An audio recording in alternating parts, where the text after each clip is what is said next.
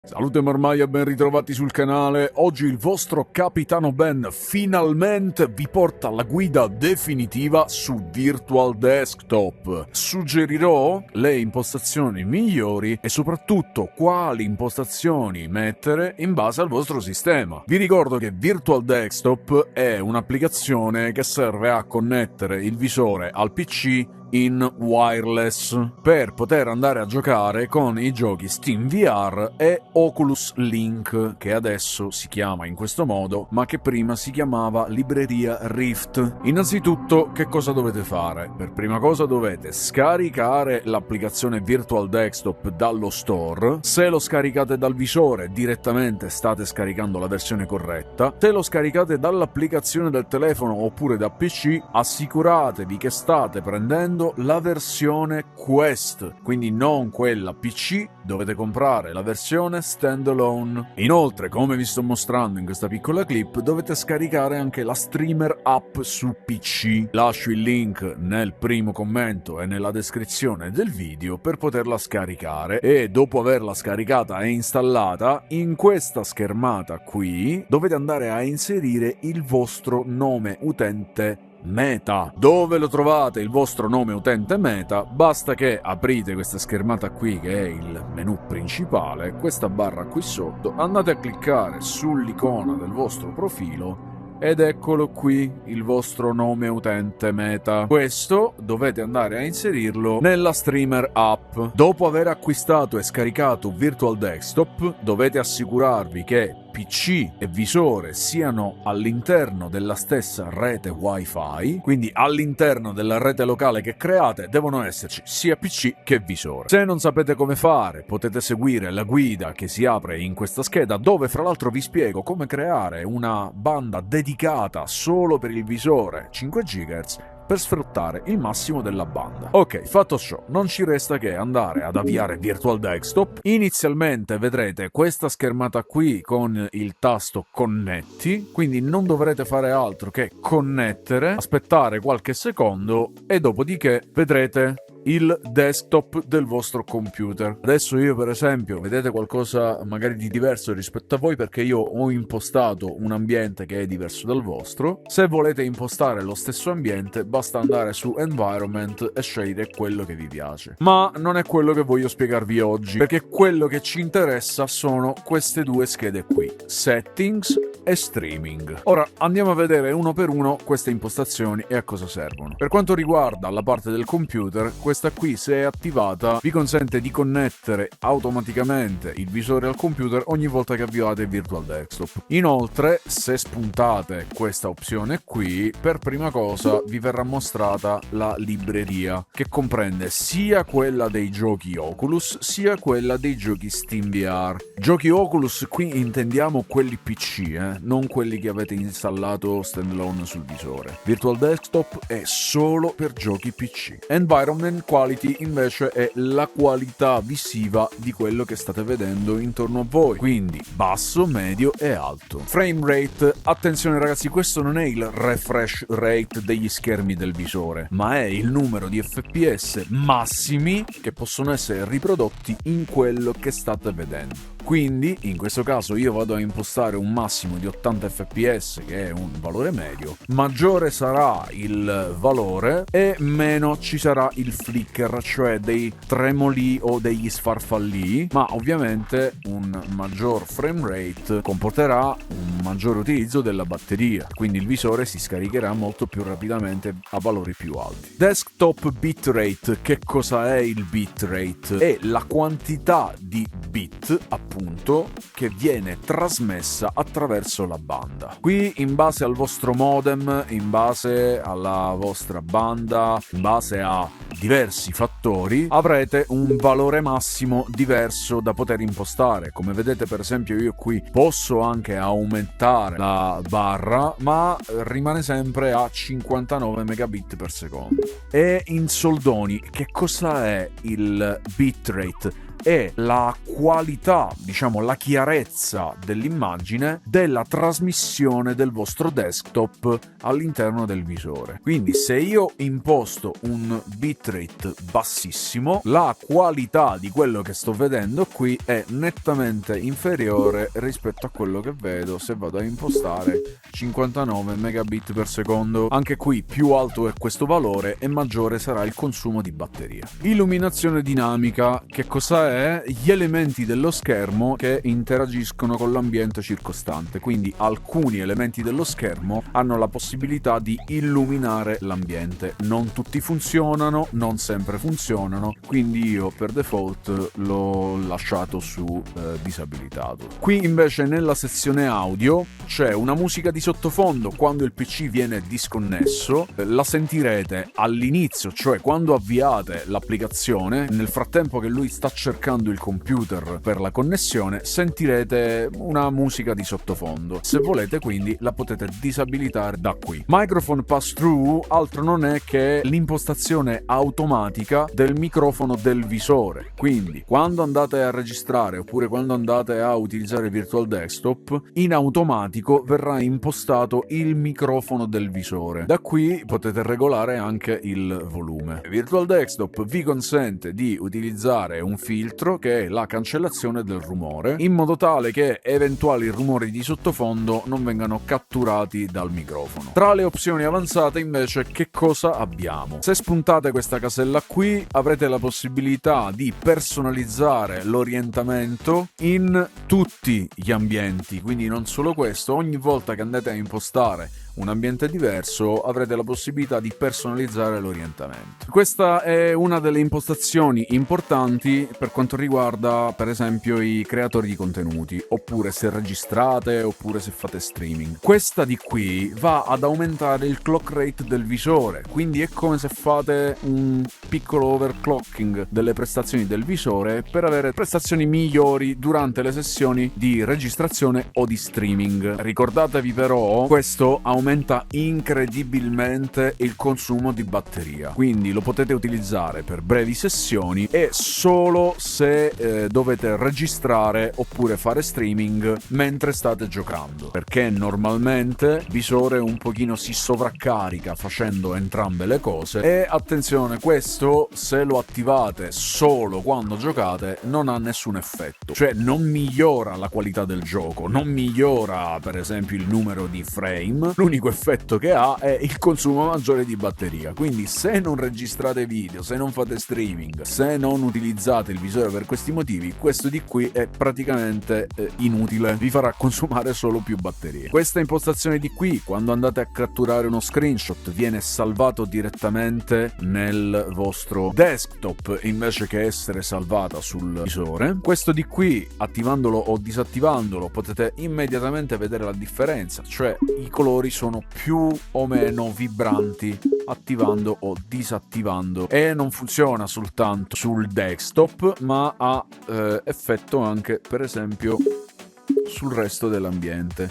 Guardate la lampada per esempio come cambia, se lo disattivo i colori sono un po' più spenti, mentre se lo attivo i colori sono un po' più vibranti. Manco a dirlo, questa attivazione comporta anche un consumo più alto di batterie. Poi questa impostazione di qui infine riduce il ritardo di visualizzazione di quello che vedete sul desktop. Che cosa significa? Se io per esempio adesso sulla tastiera vado a premere il tasto Start, lo vedo con un piccolo ritardo rispetto a quando premo il tasto. Con questa impostazione attiva invece questo ritardo viene leggermente ridotto. Bene, ma passiamo alle impostazioni veramente importanti, le impostazioni di streaming. Cominciamo subito da VR Graphic Quality. Questo di qui cambia la risoluzione di rendering ed è comunque un'impostazione generale, cioè non comprende soltanto la risoluzione di rendering, ma altre caratteristiche relative alla qualità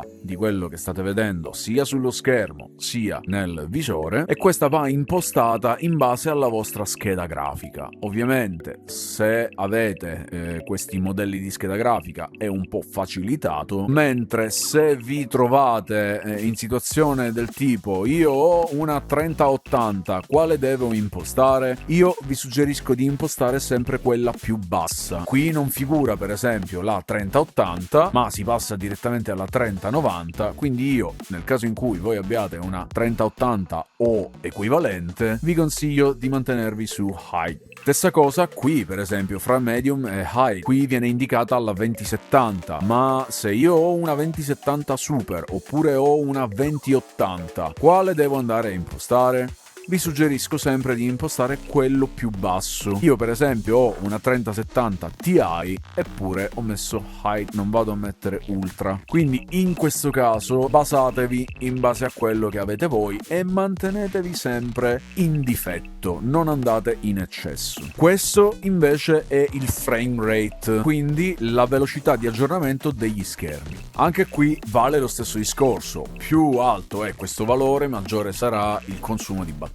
Inoltre, cosa vi suggerisco? Se voi avete per esempio un contatore di FPS e vedete la quantità di frame che fate mentre giocate e per esempio il vostro frame rate mediamente è sugli 80 fps e non supera gli 80, non avete bisogno di andare a impostare 90 e 120, perché consumate più batteria, consumate più risorse a livello di scheda grafica, ma comunque non farete mai più di 80 fps. Quindi mantenetevi sempre sul massimo delle vostre prestazioni, non andate mai oltre. Se invece avete un computer che in VR vi consente di fare 90 o 120 fps, allora andate ad attivare questo, ma non andate a richiedere più risorse senza effettivamente poterle raggiungere. VR bitrate vale lo stesso discorso di questo valore qui, solo che questo è il bitrate non del desktop, ma di quello che viene trasmesso all'interno del visore. In questo caso io posso impostare un valore massimo di 59 megabit per secondo, ma sinceramente non so cosa sia cambiato, perché potevo arrivare addirittura fino a 120. Di mio però mantenevo sempre un massimo di 60 megabit per secondo. Adesso invece non so come mai è bloccato lì a 60 megabit per secondo, devo vedere un po' se con gli ultimi aggiornamenti è cambiato qualcosa. Comunque sappiate che questo dipende molto anche dalla larghezza di banda. Per esempio, se voi avete questa stessa situazione qui, non andate a impostare 120 megabit, 200, 250 megabit per secondo, mantenetevi appunto su un massimo 60 megabit. Lo sharpening e la nitidezza, quindi più alto è questo valore, più nitida sarà l'immagine, ma più nitida sarà l'immagine e più potreste vedere degli artefatti oppure degli sfarfallii durante il gioco. Quindi io vi consiglio di mantenervi sempre in un valore che va tra il 75 e l'80%. Il gamma che cos'è? Luminosità e il contrasto di quello che vedete nel gioco, però ecco perché quando vado a cambiarlo in questo momento qui non cambia nulla. Il Synchronous Space Warp è una cosa molto interessante ed è utile per chi non ha PC altamente performanti e vuole fare qualche frame in più. È l'equivalente del Deep Learning Super Sampling di Nvidia oppure il Fidelity Super Resolution di AMD. Quindi che cosa fa? Va a creare dei frame aggiuntivi laddove il PC per limiti tecnici non dovesse farcela. Riesce a rendere l'immagine un po' più fluida. Questo non significa che se fate 60 fps attivando questo arrivate a 120 fps. Guadagno comunque, parliamo di una manciata di fps e comunque dipende sempre dal gioco. Se un gioco è ben ottimizzato, il guadagno sarà un po' di più, oppure se il gioco è molto esigente, come per esempio un simulatore guida o di volo, anche attivando questa opzione non guadagnerete tantissimo. Insomma, se non avete un computer proprio performante, io vi suggerisco di tenerlo sempre attivo, ma attenzione, tenendolo sempre attivo con alcuni giochi potreste avere addirittura problemi, per esempio degli stuttering, perché quel gioco non supporta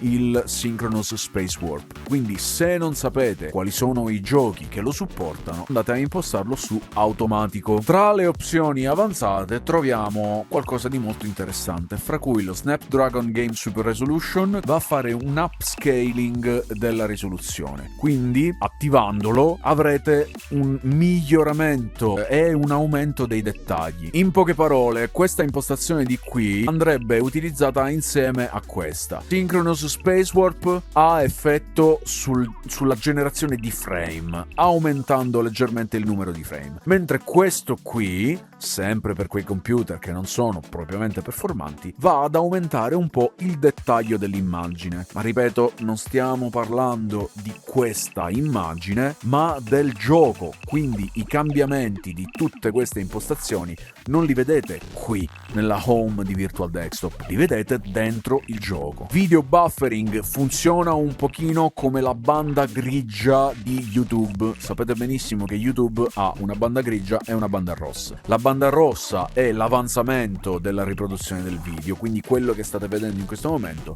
La banda grigia invece è il buffering, cioè è il video che già è stato caricato ed è pronto per essere visto. Questa impostazione fa la stessa cosa, come se prevedesse, e quindi in alcuni casi riesce a eliminare quei micro stuttering. Attenzione a questa impostazione: quando questa è abilitata annulla il ricentramento della vostra posizione, perché con questa opzione il centramento della posizione è relativa alla vostra area di gioco e non alla vostra posizione, perché la posizione viene considerata non in base al visore ma in base all'area di gioco. Forward Tracking Data to PC serve soltanto se avete dei tracker o i Vive Tracker, quelli che si mettono sui polsi, sulla vita, sulle gambe, per avere il full body tracking, oppure se avete i controller index per il tracciamento completo delle dita. Quindi se avete questa possibilità basta attivare questo di qui e vengono emulati sia i Vive Tracker che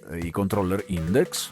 E inoltre sappiate che attivando questa il traffico, diciamo, sulla vostra banda verrà occupato maggiormente, perché ovviamente ci sono dei dati in più relativi al tracciamento del corpo che devono essere scambiati tra visore e computer. Anche qui all'interno del gioco potete andare a impostare il livello dei colori, aumenta la tonalità dei colori. Questa di qui è un'impostazione molto interessante soprattutto per i giochi horror, io ve lo suggerisco, oppure quei giochi dove ci sono scene con dei chiaroscuri, perché questa impostazione rende i colori scuri ancora più scuri e i colori chiari ancora più chiari e luminosi, cioè un maggiore contrasto fra colore chiaro e scuro. E poi questa impostazione di qui vi mostra delle informazioni relative alle prestazioni del vostro PC mentre state giocando. Quindi quando siete in gioco vedrete pannello in sovraimpressione che vi indica frame rate, refresh rate, consumo della CPU, tante altre informazioni utili se volete fare dei test o se siete degli smanettoni. Spero che questo video vi sia stato utile. Se l'avete trovato interessante, condividetelo con altre persone che stavano cercando una guida su come impostare Virtual Desktop al meglio. Chiaramente le impostazioni cambiano da computer a computer. Io vi suggerisco di mantenere sempre valori medi anche se avete dei PC molto performanti, in modo tale da avere un'esperienza di gioco più fluida piuttosto che di alta qualità. Maggiore saranno le impostazioni che andrete a mettere, più il vostro computer dovrà lavorare e quindi cala il numero di frame. Sì, avete una qualità altissima, ma i giochi girano a 30 fps. Quello che vi suggerisco io è di non spingere sempre tutto al massimo. Pensavate davvero che fosse finita? E invece no, perché ancora ci sono le impostazioni della streamer app da sistemare. Quindi Quindi andiamo in basso nella bar, facciamo doppio clic sull'icona della streamer app, andiamo sulla scheda opzioni e qui troviamo una serie di tendine e opzioni da attivare o disattivare. Qui innanzitutto c'è tutta una serie di codec da utilizzare, vanno a sfruttare le caratteristiche dell'hardware che state utilizzando. Per esempio, se utilizzate Quest 3, sappiate che Virtual Desktop offre un codec dedicato proprio per questo visore e in base al vostro hardware, e parliamo in questo caso di PC, quindi in base al vostro processore e scheda grafica, a salire troviamo una serie di codec che vi consiglio di attivare sempre in base al vostro hardware. Quindi per gli hardware meno performanti io vi direi di mantenervi sull'H264 e poi aumentare in base all'aumentare delle vostre prestazioni hardware. Quindi se voi ritenete di avere un computer poco performante, fate qualche prova con l'H264. Se vedete che è tutto stabile, provate ad aumentare 264 Plus, HEVC e poi HEVC a 10 bit. Se proprio di queste informazioni delle quali stiamo parlando non ne sapete nulla, innanzitutto fatemelo sapere, perché ci faccio un video dedicato spiegandovi uno per uno cosa fanno questi codec. E poi, nell'attesa che arrivi il video con la mia spiegazione, nel frattempo impostate automatico. OpenXR Runtime invece è un'opzione che va impostata in base al client che voi utilizzate. Che cos'è il client? L'applicazione Oculus su PC, per esempio, è il client di Oculus. Oppure Steam. Steam non è altro che un client. Quindi se utilizzate il client di Steam, allora OpenXR Runtime va impostato SteamVR. Mentre se utilizzate il client Oculus potete andare su automatico. Oppure Virtual Desktop vi dà un'altra possibilità, cioè quella di avviare i giochi Steam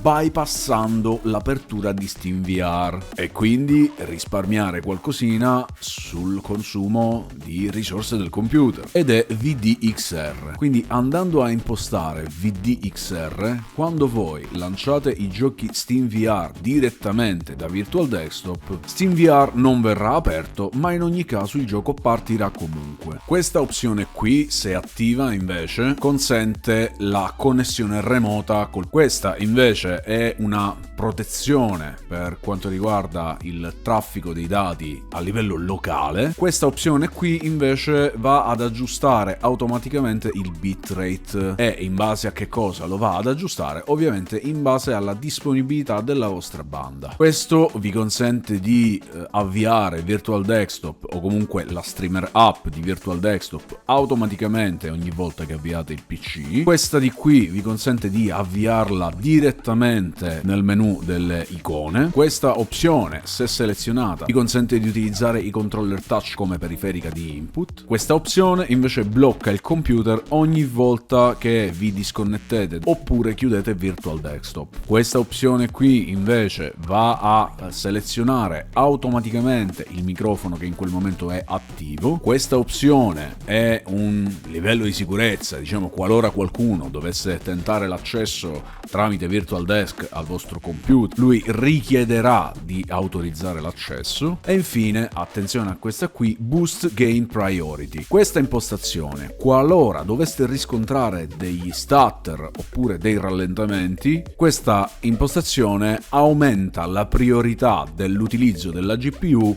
mentre state giocando, e ogni volta che attivate o disattivate questa impostazione dovete riavviare sia il gioco che Virtual Desk. Questo è quanto. Se avete qualche richiesta particolare fatemelo sapere tra i commenti. Se volete supportare il canale lasciate qualche doblone nel forziere della baia tramite il tasto super grazie che trovate sotto il video. Potete utilizzare anche i link che vi ho lasciato nel primo commento e in descrizione per acquistare Quest 3 su Amazon. Utilizzando quel link a voi non costerà nulla di più, ma darete anche una piccola mano al canale. Ci sono anche i link Telegram per entrare nel gruppo con tutti i miei giochi meta scontati al 25%. L'altro gruppo Telegram invece è una chat per venire a fare baldoria con il resto della marmaglia. E poi ci sono altri link utili con tanto di codice sconto per acquistare i migliori accessori VR delle migliori marche: Kiwi Design, VR Cover, Cyber VR, AMVR, Aubica e lenti graduate VR Rock. E dal vostro Capitano Ben è tutto. Vi aspetto nella baia.